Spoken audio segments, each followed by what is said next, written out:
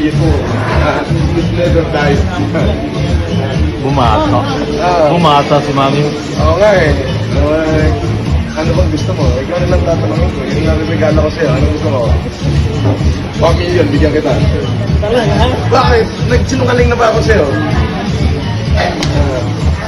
Basta ka na. Ako malamag ng bahay.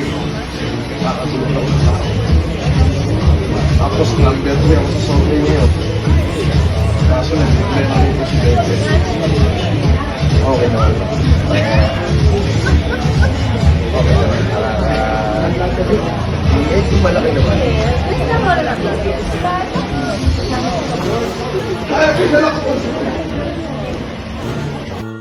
Dito.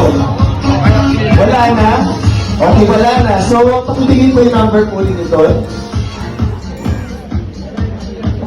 Next one. Sino po dito ang may Gcash account?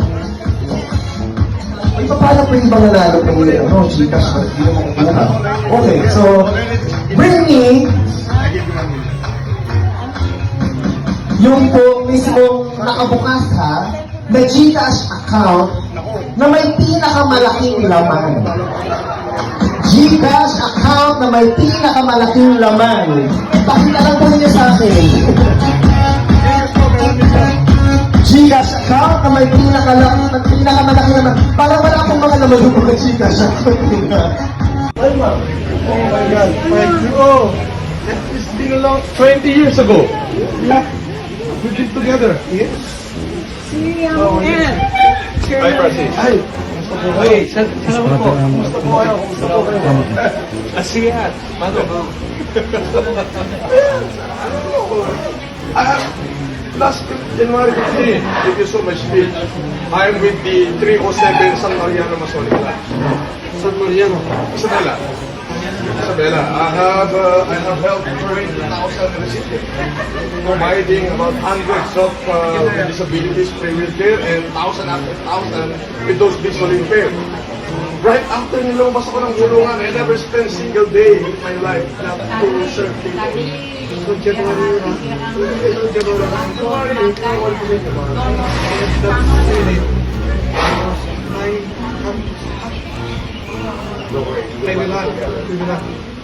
No, we will watch it together. Yeah. Kumusta ka na? Smarty.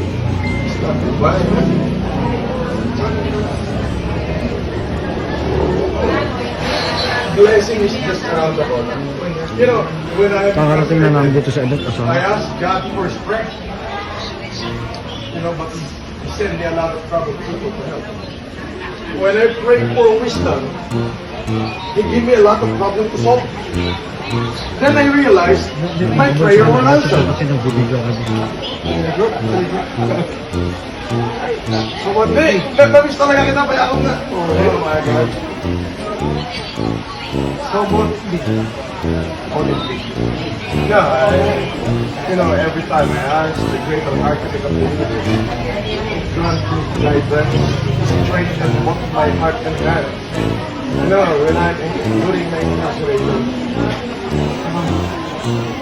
I almost lost everything, even my own shadow. But I lost my wife, the Miss Universe. She left me. I lost my kids. I lost my faith. Now it's all coming back to me. You remember... Oh, No, can we sit together? Mamaya ako mas mami.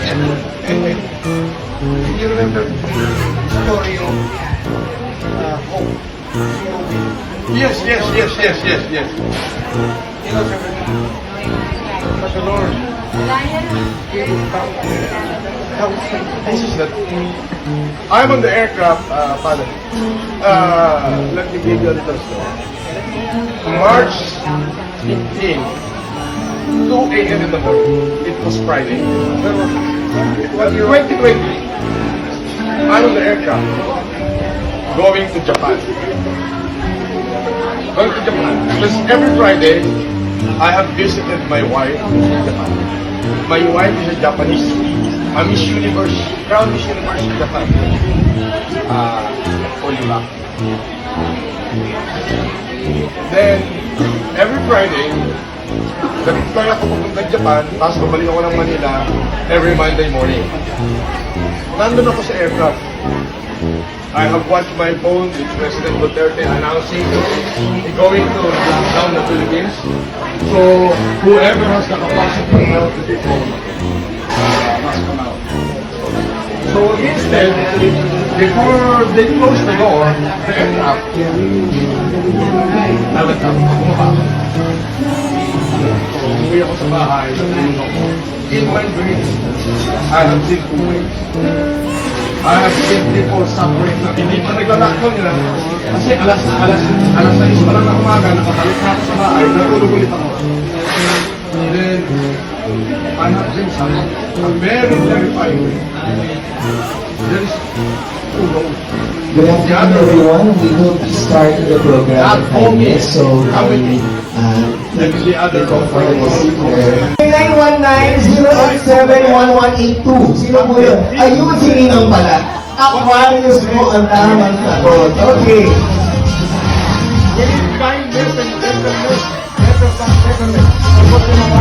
They have to comply. Okay, so for our next question, Life will be savage.